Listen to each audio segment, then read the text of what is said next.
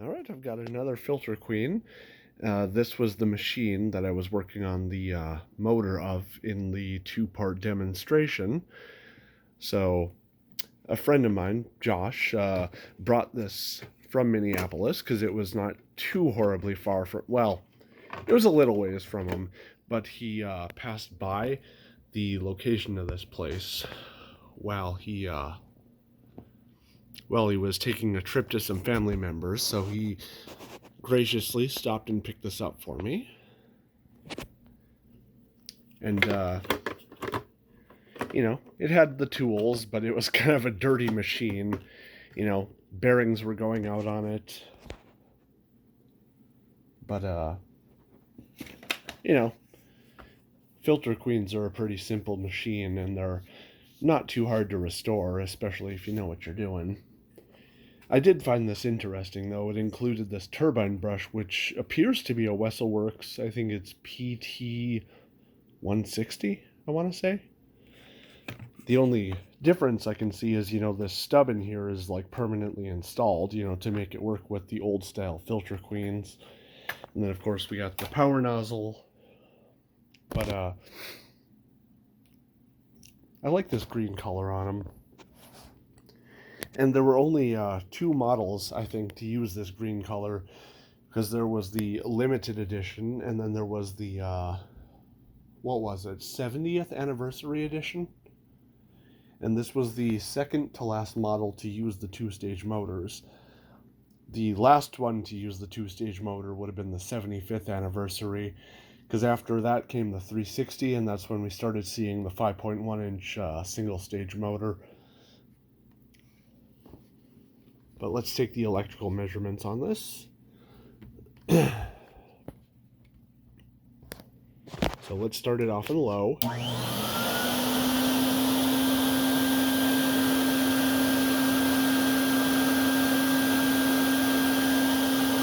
the power nozzle on.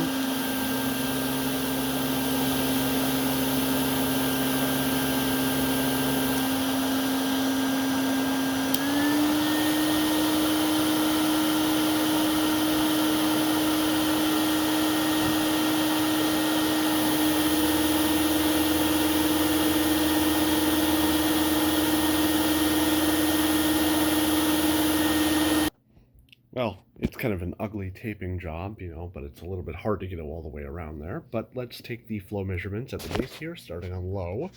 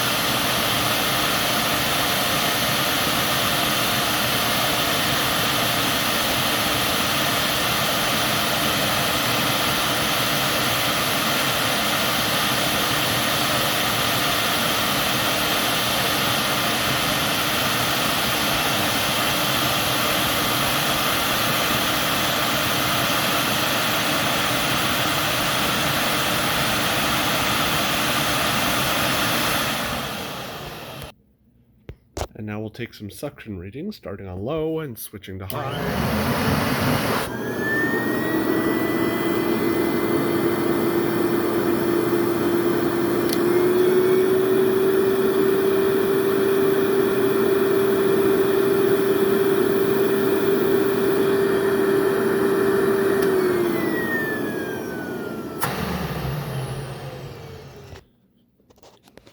Hose attached. We're going to start in low speed with the airflow. And I'm unplugged. All right.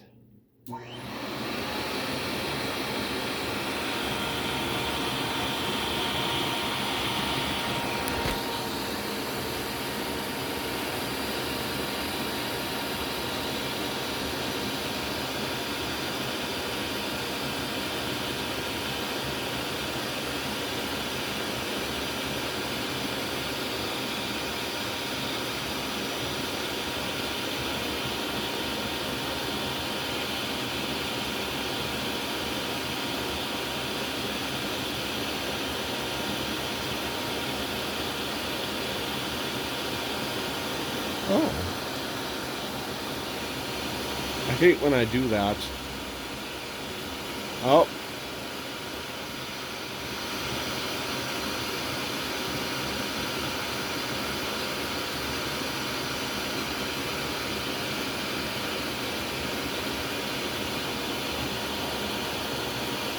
Let's switch it over to high. Oh. There we go.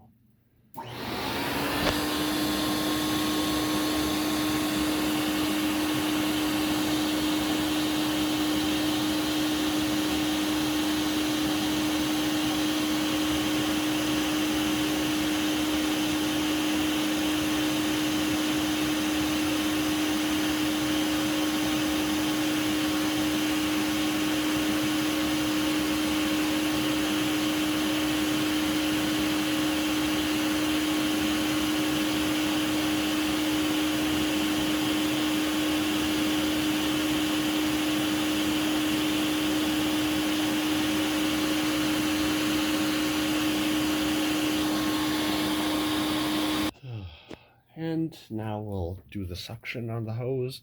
I don't think having the hose curved is going to affect the suction. So I just figured I'm going to pull this in so I don't have to shut it off, move over there, flip the switch again, all that crap. Just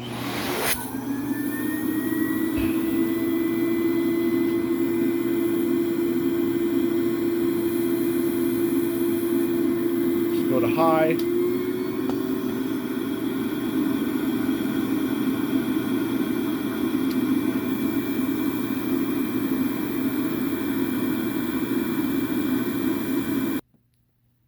All right, hose straighten back out because it does matter with airflow, of course.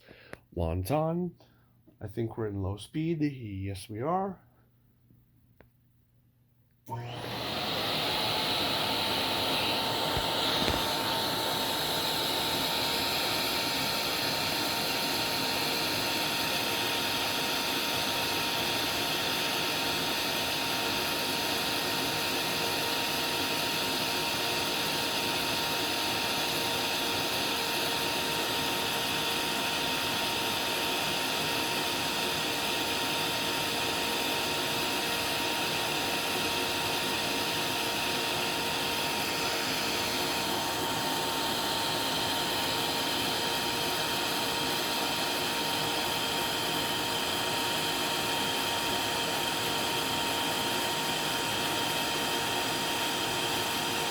Seems to be about it.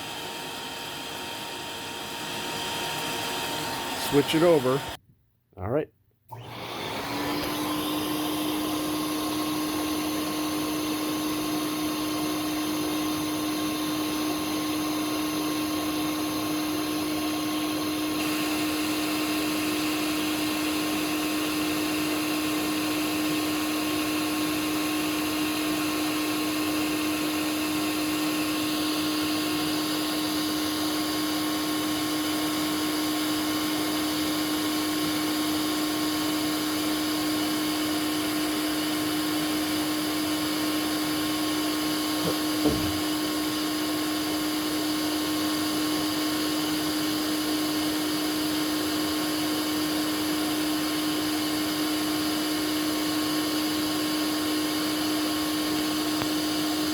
Seems to be it.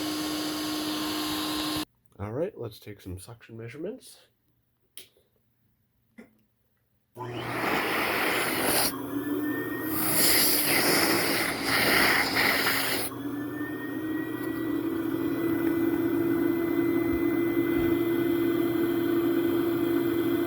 Wow.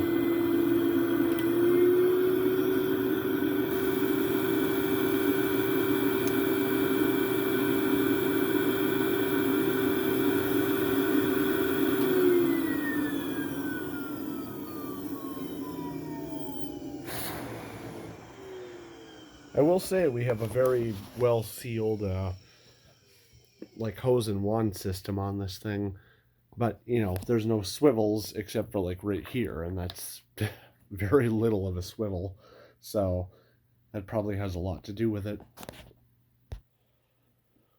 So in order to simplify this a little bit and not have to get up and go switch the machine on and off, I'm going to do this on the speeds first.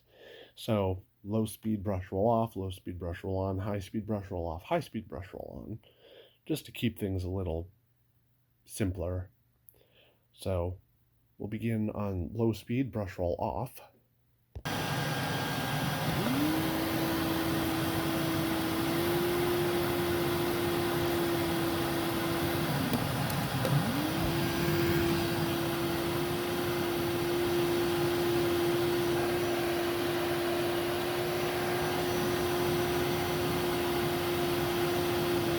Not bad.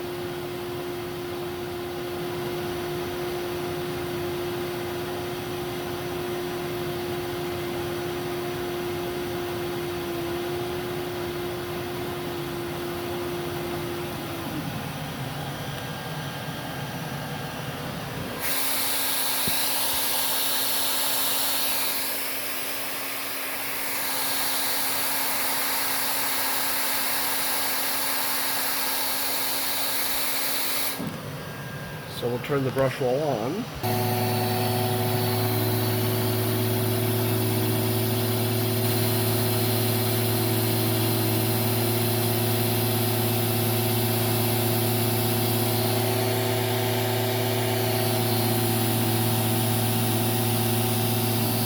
I hate when I do that.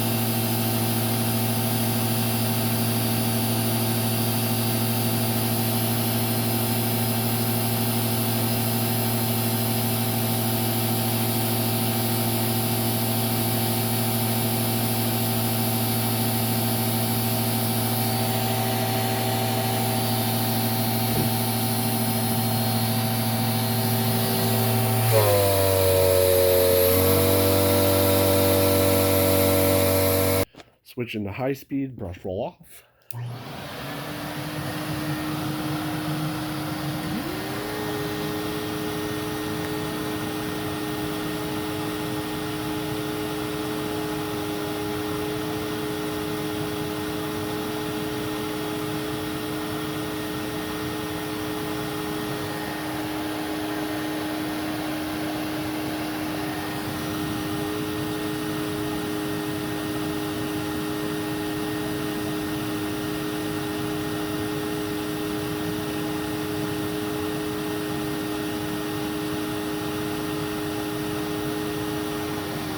Well, we seem to be holding steady.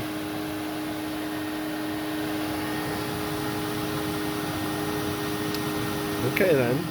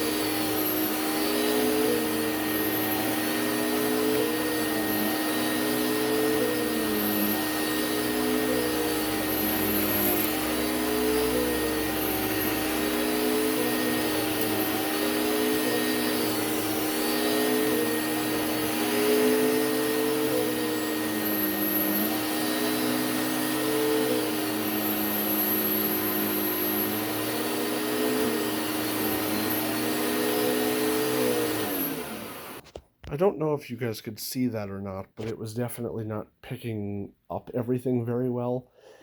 I mean, I don't think the brushes on these things are particularly short. I mean, I'd say they're a little bit worn, but they should at least have enough brush protrusion on them to properly clean up some oats. I mean, the figures at the bottom of the head are pretty good, but I don't know. I've never liked these boxy Filter Queen power nozzles. I, I just feel like they're crap. I like the newer ones with the geared belts much better. Those things seem to clean a lot better than these ever did. Because these, they're bulky. They have a lot of dead space on them. The brush roll's tiny, so of course, it's going to wrap with things a lot easier than a larger diameter brush roll. The agitation's weak. It's just bad. Which is unfortunate because it's attached to a fairly solid machine. Although I really don't think the cones maintain airflow as well as they say they do. Because, I mean, the area of a cone is, what is it? I think it's circumference, so pi times diameter, what is it? I think it's 1/3 of the circumference times the height of the cone. And I mean, I know these aren't terribly large. Even like a standard Panasonic U-bag has more surface area than one of these. And I mean, they can claim all they like, that, it's cyclonic. I mean, what's the difference, between this and like a pleated filter in the center of something? I mean, to me, there's not much of a difference, but, I can say they make a solid machine that lasts for a good number of years. And I think part of it is, they encourage people to dump these, monthly, I think. And that, that's probably a lot more filter maintenance than any bagless machine ever gets. So that probably contributes to their lifespan, having a filter changed out in them a little more often. Well, that and using, a better quality motor than most of the cheap baglesses. So, I don't know. I like the color of it. And, Filter Queen has been around for quite some time. So, I mean, definitely they should have a spot in any serious collector's collection. It's just I'm not the biggest fan, but I appreciate them for what they are.